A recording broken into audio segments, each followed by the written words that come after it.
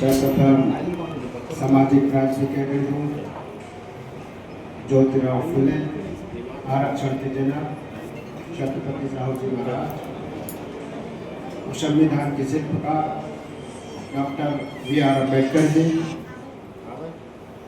और Indian legal professional association के माध्यम से आज महात्मा ज्योतिराव फुले और डॉक्टर अम्बेडकर की संयुक्त जयंती का कार्यक्रम रखा गया है।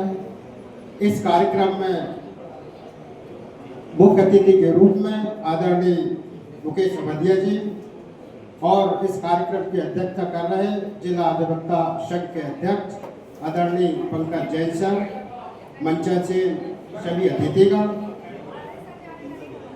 और मेरे सभी वरिष्ठ अधिवक्ता एवं कनिष्ठ अधिवक्तागण। आज महात्मा ज्योतिराव फुले और अंबेडकर जी की संयुक्त जयंती के अवसर पर आप सभी को बहुत बहुत बधाई, शुभकामनाएं। साथियों, पहले मुझे इंडिकेट किया है, फिर भी मैं फुले के बारे में 2 लाइन कहूँगा। साथियों, मात्र फुले जी और माता सावित्रीबाई फुले की शादी मात्र 13 साल में हो जाती है, लेकिन जो व्यवस्था थी उस व्यवस्था को देखते हुए महात्मा और सावित्रीबाई फुले कसम खाते हैं, हमने शादी तो कर ली है लेकिन बच्चे पैदा नहीं करेंगे, क्योंकि गुलाम देश में बच्चे पैदा करने का कोई मतलब नहीं है। और जो कुरीतियां थी उन कुरीतियों को लड़ने के लिए बच्चे बाधा उत्पन्न करेंगे, इसीलिए उन्होंने कसम खाई और मानव समाज के कल्याण के लिए उन्होंने ताउम्र लड़ते रहे। साथियों, चूंकि बहुत सारे वक्तागण हैं, मुझे बहुत सारा कुछ कहना था मगर इन्होंने इंडिकेट किया हुआ है, फिर भी मैं अंबेडकर के इस्तीफा से संबंधित 2 लाइनें कहूंगा कि जब बाबा साहब कानून मंत्री हुए और बाद में फिर इस्तीफा दिया, तो इस बात को समझना है कि जितना समय हमें बाबा साहब को कॉन्स्टिट्यूशन लिखने में लगा, उतना ही समय उन्हें हिंदू कोड बिल लिखने में भी लगा। और हिंदू कोड बिल है क्या? हिंदू कोड बिल भारत में एक हिंदू कोड बिल के माध्यम से एक संहिता भारत के लोगों को मिले, इस बात के लिए हिंदू कोड बिल बाबा साहब ने लिखा।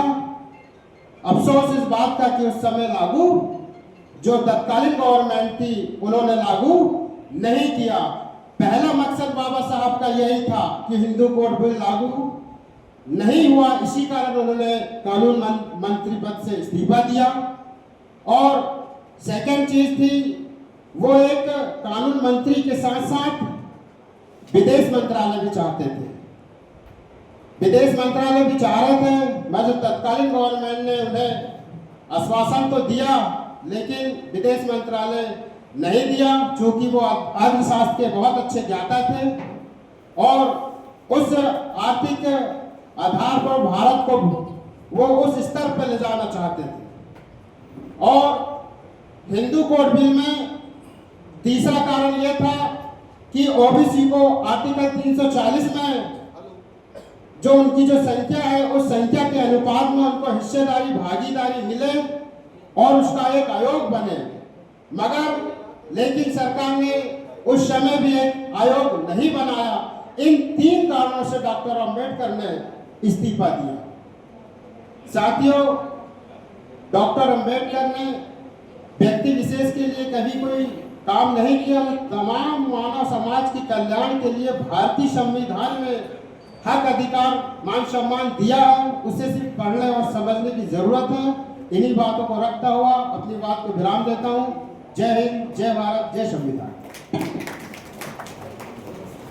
धन्यवाद सतीश भाई, आपने मंच और समय की मर्यादा को ध्यान में रखते हुए अपनी बात को रखा। मैं अगले वक्तव्य के लिए हमारे बीच विशेष अतिथि में जो आखिरी में बैठे हुए, जो यहाँ अभी बैठे हुए थे, सम्माननीय अरुण विशेष जी, मैं उनको आमंत्रित करता हूँ। नहीं, आपको बोलना है, मैं इसके बाद बोले बुला लूंगा, लेकिन आपको बोलना है।